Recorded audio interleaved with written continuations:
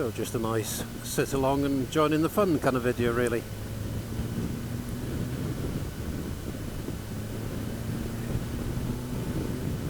Just coming up to RAF Mona, or Mona Airfield, or RLG Mona. It's more commonly referred to by the RAF. It's a relief landing ground, Mona, where there's also a small, mainly owners light aviation club,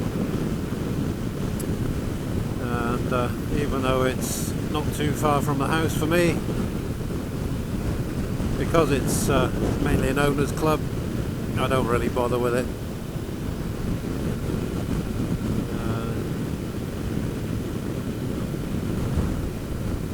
The one Cessna 152 aircraft that they do have for private hire is so small that I don't really fit inside it properly. So altogether, just doesn't work for me at all.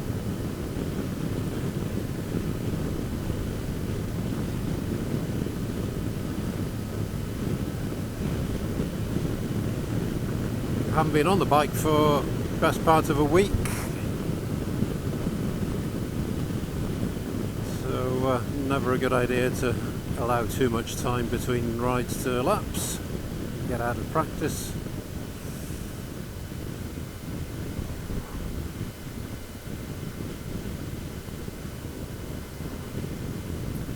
I've got the drone along with me in the back, and the camera, the main camera, with a infrared filter on. Started taking quite a lot of infrared photos of late. I used to do quite a bit, but that was with early digital cameras.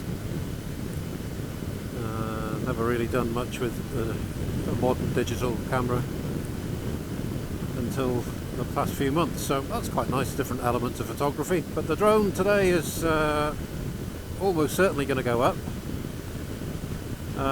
It's close to or over an RSPB nature reserve, who try to give the impression that they don't allow drone flying. That is true insofar as they own, control, otherwise have influence over the land,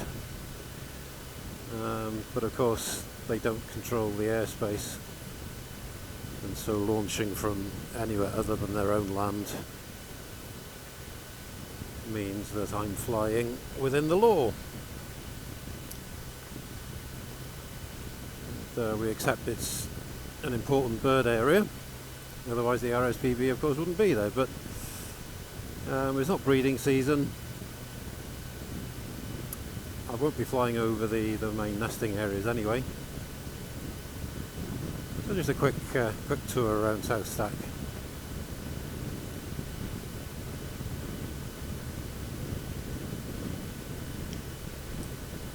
This is just a small village of Gwelchmai, which by local convention is known as the little village of builders. If ever you want a builder, bricklayer,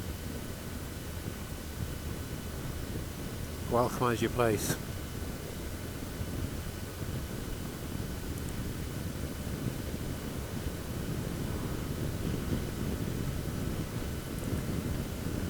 Right. Just a little short section before we get to the A55. Bit of a side wind, headwind today. Might be a little bit noisier than usual.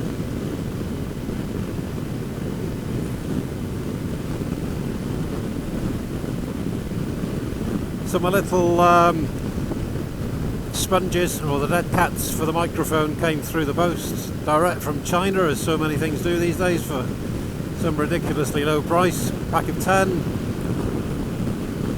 So it was a toss-up between super gluing them on or using a thin cable tie. So I went for the cable tie. Tightening that behind the microphone unit itself means that it's a collar that's narrower than the microphone itself, so it won't come off. I'm sure it will somehow, but you know. by the ordinary laws of physics it shouldn't. So here we go, somebody paying attention there, which is good.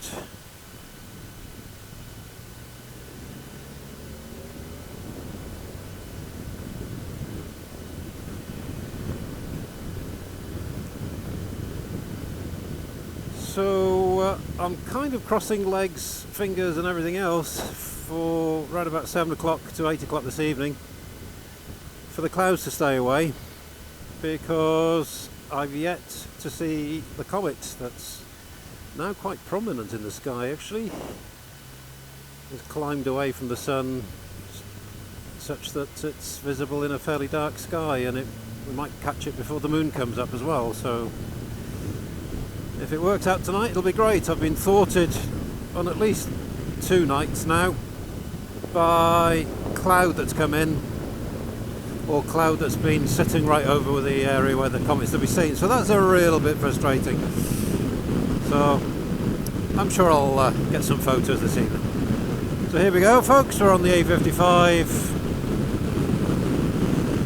the road to Holyhead Port, which very many of you will be familiar with, I'm sure. Maybe come the spring or the summer, we can take the old bike across to Ireland, see what we can do. That's Holyhead just ahead of us there, Holyhead Mountain. And used to be a prominent landmark there until April of this year, which was the smoke tower for Anglesey aluminium smelting plant, which was there for 2 or 3 decades, benefiting from cheap electricity from the nearby Wilver power station. And eventually the deal that the Anglesey Aluminium Company had for cheaper than ordinary electricity fell foul of European state subsidy rules, and so Anglesey Aluminium packed up and left. Wilver's closed not so long afterwards anyway, and in April the smokestack, or the chimney, was demolished. So I've got a nice video from that, actually, from the drone, which I'll stick up at some point in this video. Another example of somewhere where they were trying to discourage or even stop people from taking their drones, claiming it was a prohibited area. Well, being a light aircraft pilot, I knew better. There were no restrictions. I checked online for the notice to airmen, notices that tell pilots restrictions or warnings of any such things, and I triple checked by phoning Swanwick, National Air Traffic Services, and so up went the drone. Of course the security man thought they knew better, but they didn't. So we got some nice footage there, and it had a fair number of views.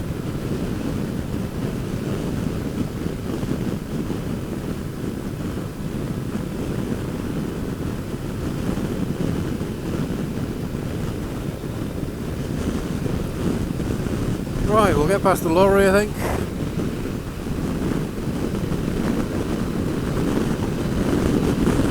Coordinator from the Netherlands, I think. Oh no, sorry, Poland.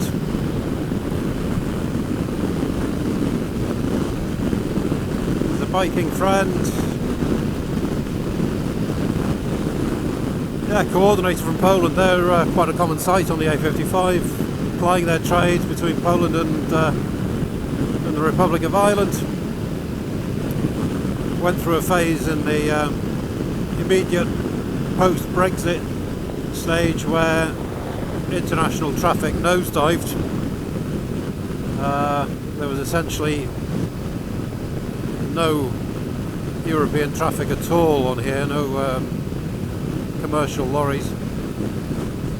And slowly it picked up again as soon as they got used to the paperwork. And it's kind of back to normal really, I'd say now. Quite a lot of the traffic started taking the France to Rosslare route rather than the Dublin, Holyhead to Dublin route. I'm not quite sure how much easier or otherwise it is to go from France to Rosslare. But anyway, this road's pretty much the Anglesey bypass. It doesn't bring us any real economic benefits. All the commercial traffic's heading to Dublin. All the people coming off the boats from Ireland are heading off further afield. The first thing you get up when you get off a ferry is to try and make progress for the first hour or so. So it is really much an Anglesey bypass. Oh, excuse me.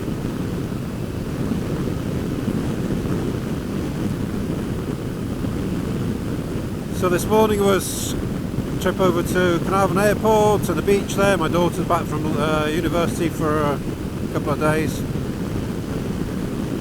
Didn't go flying today, but got a nice coffee and a cake there. A quick chat with some of the people at Carnarvon. Then we had a quick walk around one of the quarries. Like a summer's day there. Trees are hanging onto their leaves quite well, getting on to middle to late October. Been quite a sunny autumn altogether, which is quite nice. Just on the right here, well, there's hardly anything left. There's a couple of sheds now. Is where Anglesey Aluminium used to be. And they're redeveloping it as some kind of, oh, I don't know, business site or something. Another bit of a Welsh disease, that really. Building business parks and such like with varying degrees of success. Too far from market for most people to come set up business here.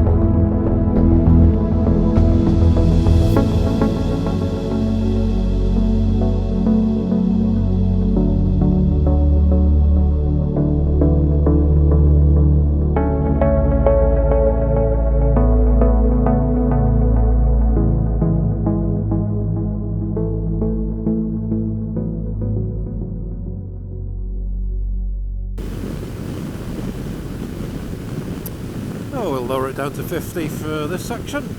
It's slowing down into final approach to the port.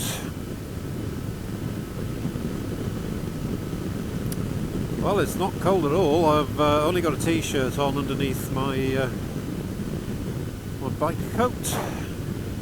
Don't feel cold at all. That's a lovely building, an old water tower, I think that's right in saying, a lovely brick building which looks really nice in low autumn winter sunshine. Sadly just being kind of left to ruin. And actually a very sad thing I came across this morning. We went to an old Iron Age Romano-British hill fort by Carnarvon Airport, Dinas Dintle. I'm sure many of you will have been there if you're familiar with the area. Slowly being lost to the sea, but it's got a fair way to go yet. And wouldn't you believe it, sadly we would,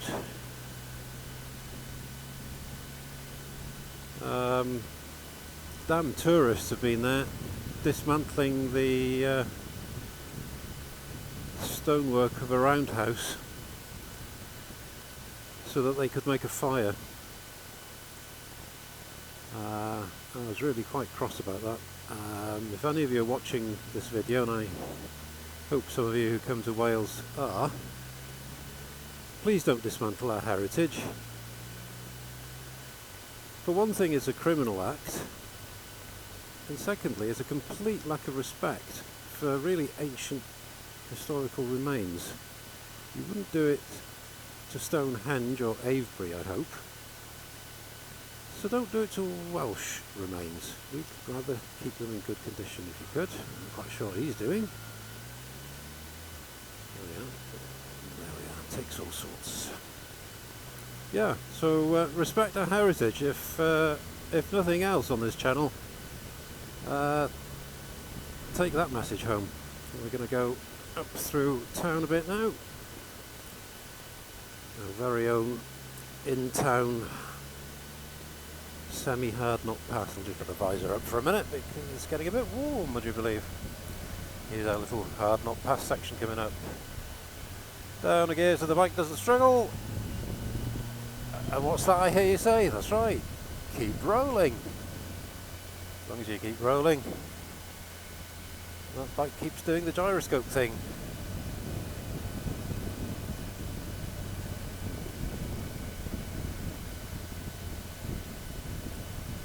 I always like Holyhead in the autumn and winter.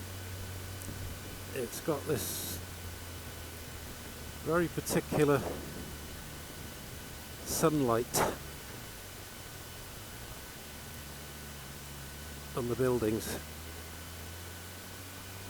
And those who know Holyhead well will tell you that the people are really friendly.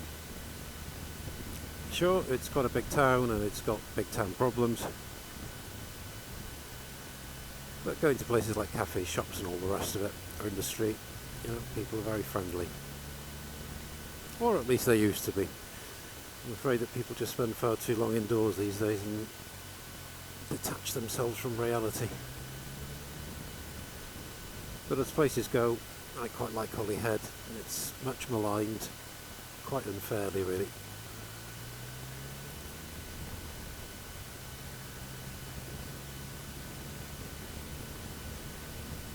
Great place for the kids to play there. A bit of investment going on, which is nice to see. You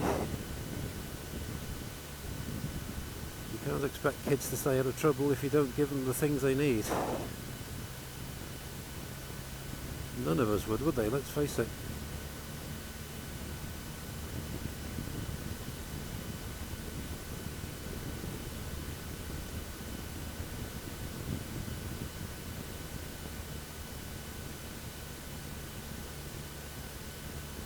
Yet again, the smell of cannabis, the ubiquitous smell of cannabis these days, I'm afraid.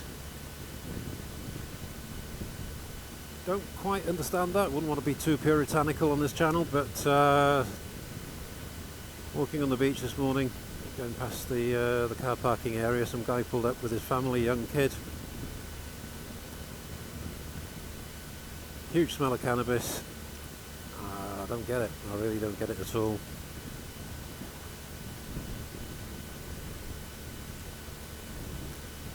So here we are. We're on the outskirts of Holyhead already. Not a big town, big by our standards, but we're on the outskirts and taking on the South Stack Road. I haven't been to South Stack for a while. The RSPB have been developing their part of the site, and inevitably, I suppose, from their point of view, trying to generate a bit more income through car parking. Trouble with that, of course, is that if you're local and have been enjoying these places for free all your life, as I have and people before me, then all of a sudden £5 to park here and £5 to park there, or even if you go for the season ticket, which are available for local people, let's say 30, 40, 50 quid, something like that a year. By the time you've covered all the places you want to go to, you have to put several £100 a year to one side just to park, and inevitably you don't really use these places as much as you think you might. And you know, for a lot of people, a couple of £100 just for parking, it's a lot of money. It's the kind of thing that the local council or planning system really should deal with, not just leave it to individual landowners to ramp up parking. And the rates, they increase way beyond inflation every year, just because they can. You know, the people are coming to the area, they're not going to be denying themselves the chance to go to a nice beach or a nice forest, a nice viewpoint for the sake of a few quid, so local people suffer. A little bit of gravel on there. But that's my gripe for today anyway. The road's in a bit of a state. I'm just going to take a right hand turn in a sec, past all the houses that have been done up for Airbnb. Another little quick gripe: second homes and Airbnbs, huge problem denying the youngsters the opportunity to own their own home. It's not a Welsh language thing, it gets attached to that inevitably, but because it's the same really everywhere where you find these kind of conditions. Coast, country, inevitably the houses get snapped up, done up, and eventually sold for very large amounts of money that locals can't afford, and in the interim they're rented out. It's a bit despairing. Pretty much all of these houses, which used to be farmsteads, relatively, you know, poor people living in them, now they've become completely gentrified. Something else that needs governance, not just messing about with doubling the council tax and all the rest of it, because people with money, surprise surprise, can afford to pay double, triple council tax. They just pass it on to the customers. So the old sign, "Nid yw Cymru ar werth," Wales is not for sale. Well, you know, the reality is Wales has already been sold, and it's carrying on. But here we go, coming up to the top where we get a fantastic view of South Stack and the coast. My son, when he was younger, came up here, the first thing he said was that it was like a dream, which is exactly how it feels. It's very unreal, just like a dream. There we go, we've got some tourists ahead, looking for a place to park. Where are they going? Where are they from? They're from Germany. There you go. Probably on their way to Ireland. Let's just spend some of the euros here, or the converted euros. That'll be just fine. So there's a bit of a nasty corner here because we get traffic coming towards us. Yeah, it's alright, it's quiet enough. So,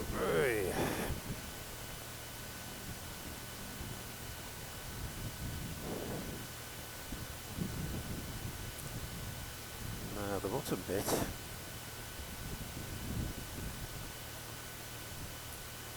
isn't a pay pack, so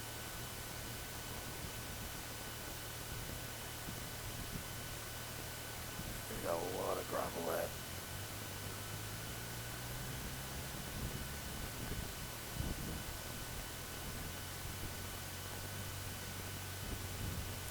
Right, so we're going to park at all. We're going to park up, obviously, not down, because I'll never get the damn bike out of here.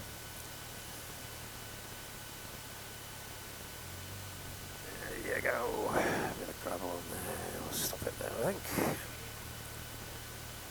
Slow manoeuvring practice. Welcome to Stack, everybody. We'll just go back a little bit. Right angle. Yep.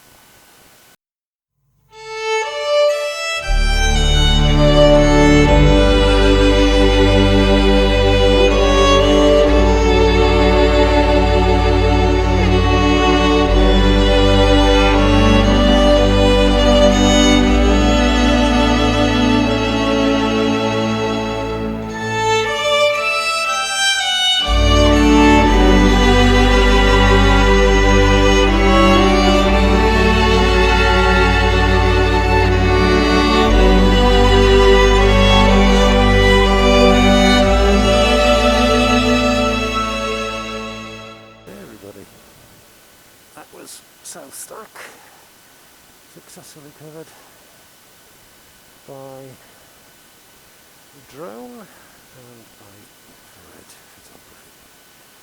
Just that's at home. And somebody's flying.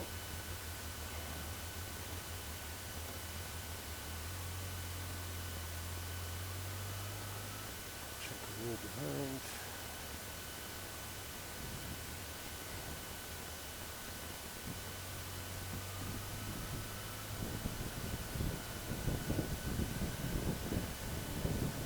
Oh look, there's another hard knock pass with a steady man's car.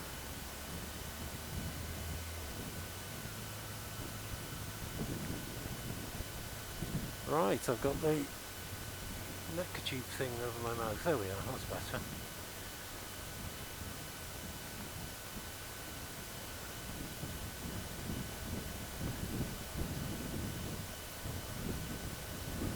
Busy, busy, busy, bringing in the money.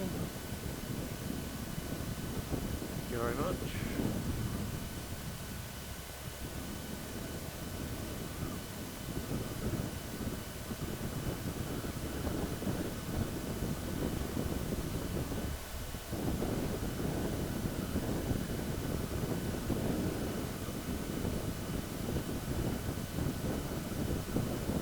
So yeah, the clouds are staying away. They're bubbling up over the mountains. They have been all day, but they're beginning to diminish now with the reducing convection as the sun works its way down. So we've got, so what time are we up to now? 4:45, so we've got about 3 hours or so before it becomes comet watching time. That'll be good, hopefully. Especially since my daughter's back home. You can probably see it from the big metropolises anyway, but see it all the much better from a fairly rural place like Anglesey, of course, so fingers crossed. So yeah, the wind was within limits, didn't get a wind warning on the drone. It can cope with anything up to about 40 knots really. You don't really want to fly in those kind of winds, and it's not very easy to get a level horizon if you do. And it becomes ever trickier to recover it at the end, especially on a confined cliff top as I was just there. Right, visor down, we'll make tracks for home.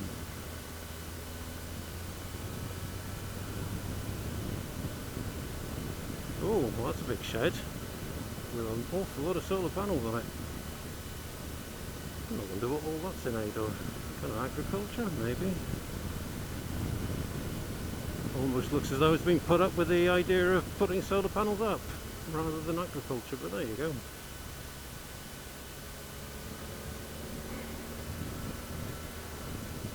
Straighten the camera up somewhat. Oh, do you want to break into that, do we? There we go. Coarse gravel there.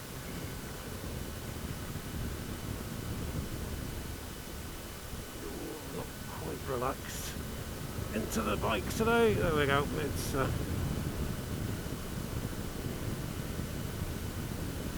that's better.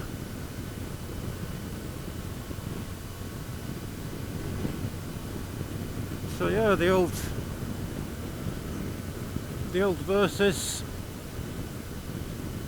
gets you to most places you want to be. It's not an off-roading bike obviously, and it's not a bike particularly suited to rough gravel roads, I suppose. Well, you couldn't do that kind of activity with it, but I don't really have those kind of roads around here, and it's not my cup of tea anyway, so visor up for a minute. There we go.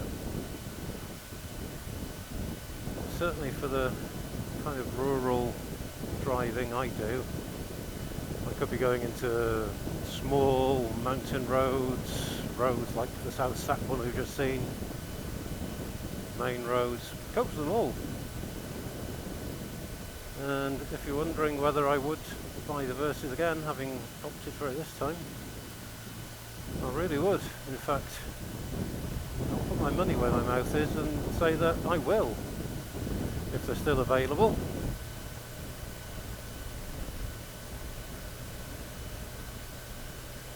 Currently selling for about 13.5-ish, just under, I think, new.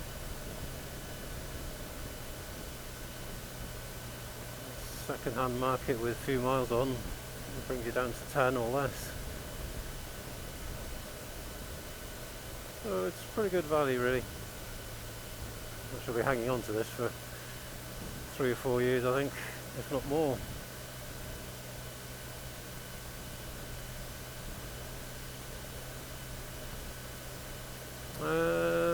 Yeah, which way should we go back? We won't go through town, I think we'll just go around and have a quick look at the prom, as it were, and the breakwater.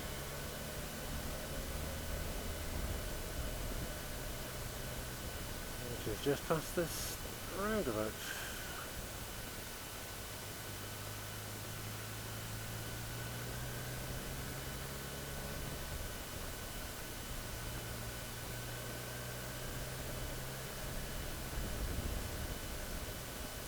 Here's my turning.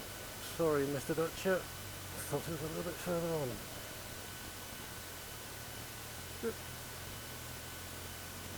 Hey, the kid's busy on the football.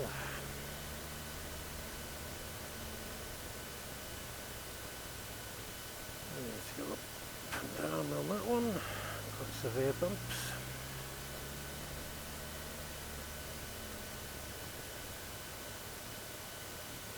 Oh dear. Right. I'm one of the most absent-minded people I've ever known. I have to keep running through my head whether I've remembered all the gear I've got. So the camera tripod's in, the camera's in, the drone's in, I'm in. Hey, we're doing well today. So here we go, dead ahead we've got the Holyhead breakwater. Quite long, I can't remember, I think it's about 1.5 miles, 1.25 miles, something like that. And just beyond it on the horizon, not very clear this afternoon, is a Scarry's lighthouse. 3 miles offshore, something like that. Holyhead Marina, which was destroyed good and proper by a storm 3 or 4 years ago by now, I guess. Came in from the east, completely destroyed it. Kind of back to normal now, I think.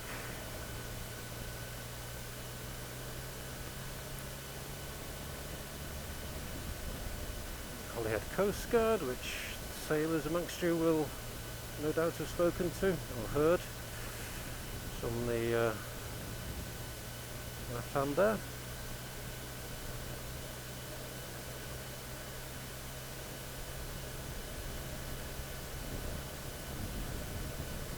And the main port just coming up where the ferries pull up Irish ferries on that bit there, the old Salt Island, so called.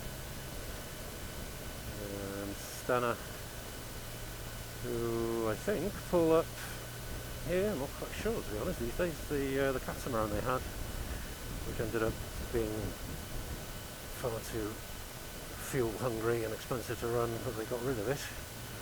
They used to pull in right here. There you can see the pontoons right there, guided in by a laser guidance system. But that's long gone, many years ago now. It's very convenient because you could nip across to Ireland whenever you kind of felt like it on a whim, and it only took about 90 minutes or so, as opposed to the sort of 3 hours odd that it takes in a conventional ferry. Not cheap. I think the Irish Sea ferry crossings are amongst, if not the most expensive in the whole of Europe.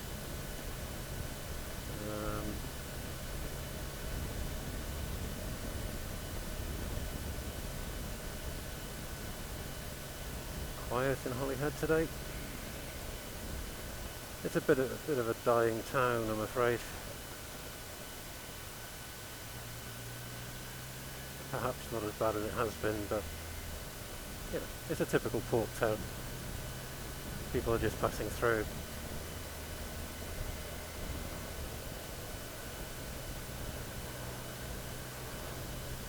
Yeah, the old handlebar heaters are doing well today. I've got them on about 50, no, I've got them on 60, 70, no, 65%, which is too much barb today, surprisingly, even though it's the end of October.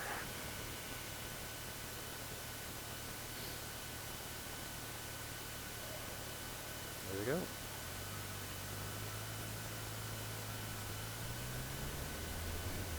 Well, that was enough for today. I've done quite a lot of car driving this morning. Short and sweet. Bike ride just to remind me what a bike is like. It's on battery conditioner now when it's in the garage. That time of year when I start to run an oily rag, as it were, over the rust prone bits. Nobody behind, I can cut the roundabout a bit.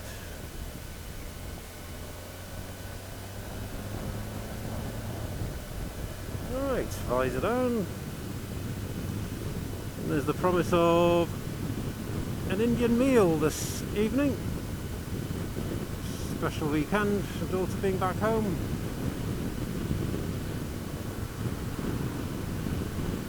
Right, he's just annoyingly below 50, so we'll just go annoyingly at 50-ish.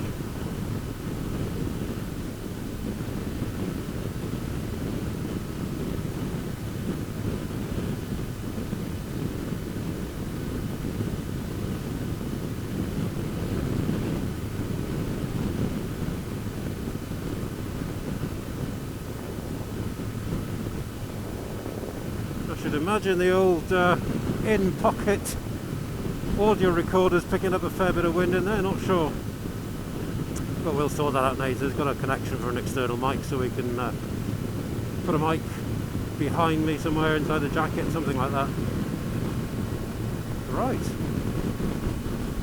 With half a tank of fuel left, let's go. Wind behind me now, so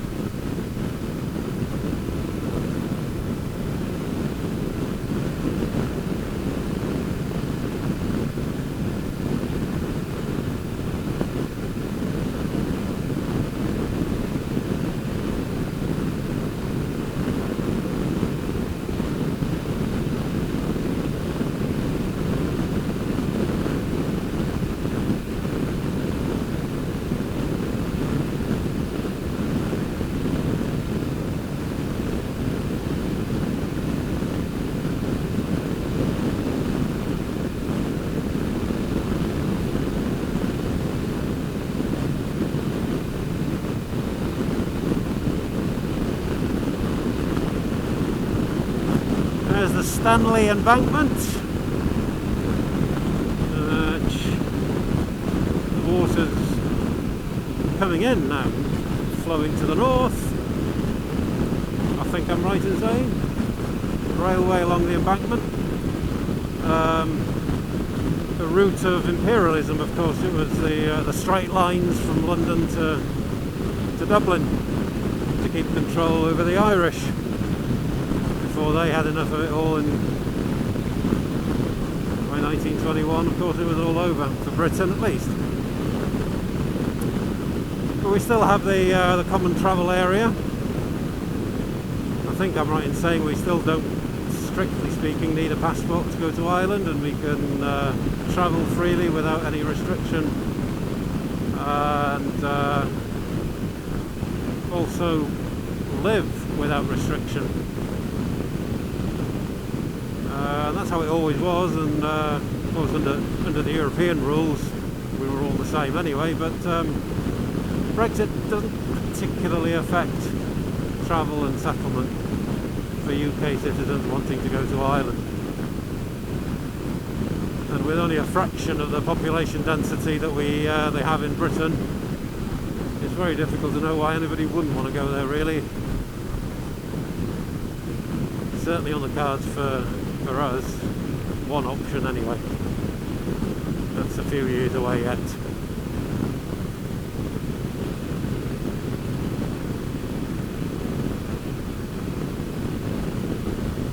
So yeah, nice quiet A55 today.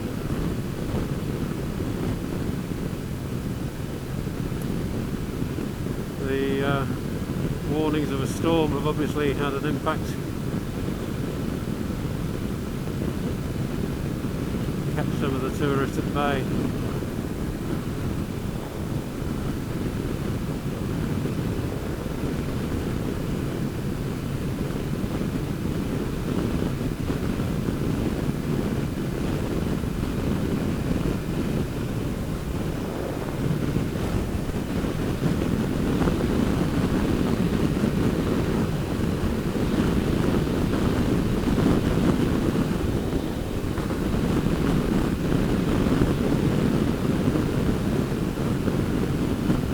Signs for RAF Valley. It's a major flight training school, number 4 flight training school, and also a helicopter training school. We have the Hawks. There's the main aircraft. You get a lot of visiting aircraft. It's the sort of first RAF base that transatlantic traffic comes across. F-15s we see quite often. All sorts of things really. Chinooks come visiting. Right, we need to get past the Bob Francis crane just as soon as this van life guy's gone past. There we go. Everybody's got a van these days.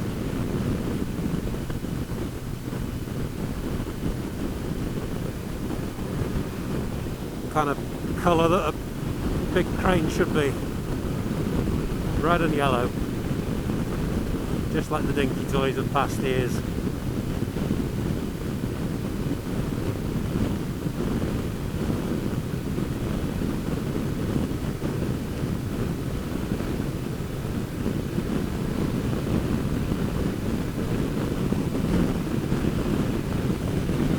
Quite sure where the microphone's gone again, but there we are.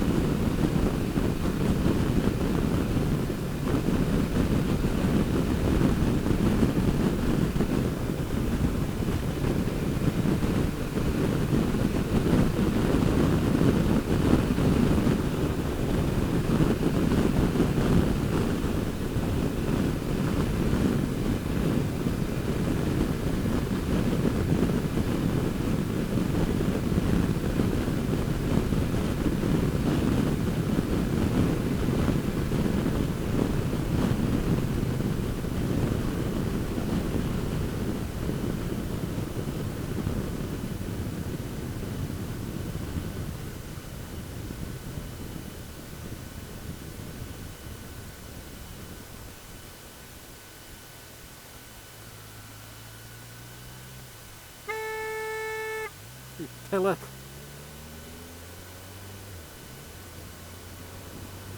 I'm afraid that's what you get with tourism and proximity to arterial routes like this. Just in case he went into reverse in a hurry, which he kind of looked as though he might do. Right, we're all clear.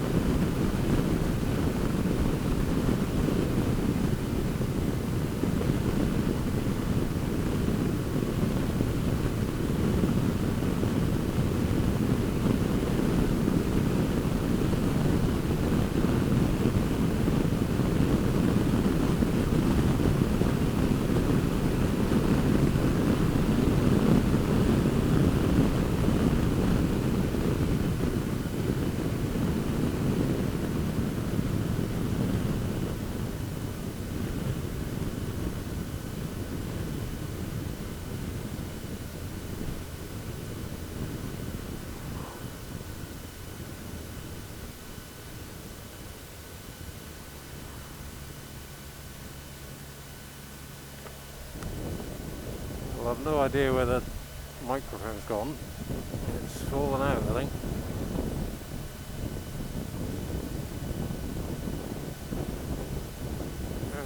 We'll just pull up here just to find out what's happened to it, actually.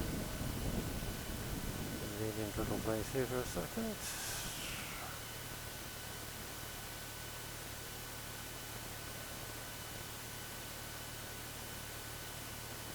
Is it?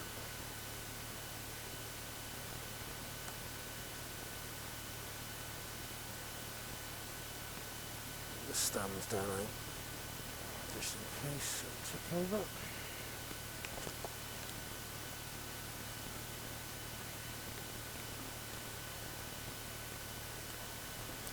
Turns out it's there all along, it's just underneath my neck.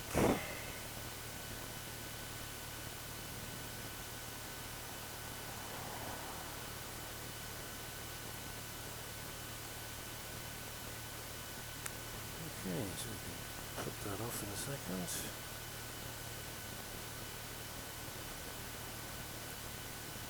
Nice abeyance of the 20 mile an hour limit. They're never really sure if it's a police bike or not. It's quite funny. There we go. Look, oh, got to stand down, haven't I? Obviously. Better down than up. Alright, here we go. Back in Gwalchmai, everybody. Here we are. This is all the rage now. Building houses that have got absolutely no design or any other sort of identity with the area at all.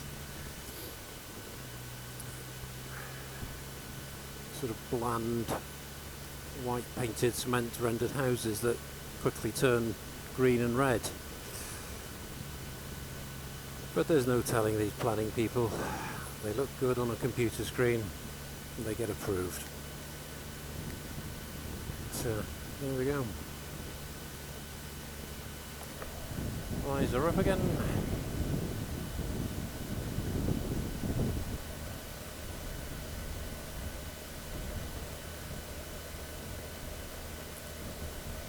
Right, so that's us done with a 20 mile an hour limit pretty much. Houses for sale. Mine will be for sale shortly. Had enough of where we are. Time to move on. It was only a temporary place anyway, so there we go. So that's pretty much our journey to Holyhead and back over and done with. Thanks very much for watching, bearing with me as we try and make the videos a bit more interesting and professional. I don't think I'm ever going to be somebody who spends hours and hours and hours doing the video editing, you know, just enough that it's tolerable. So I shall catch you on the next one, and let's hope for a bit more sunshine as we go into late autumn and early winter. See you later.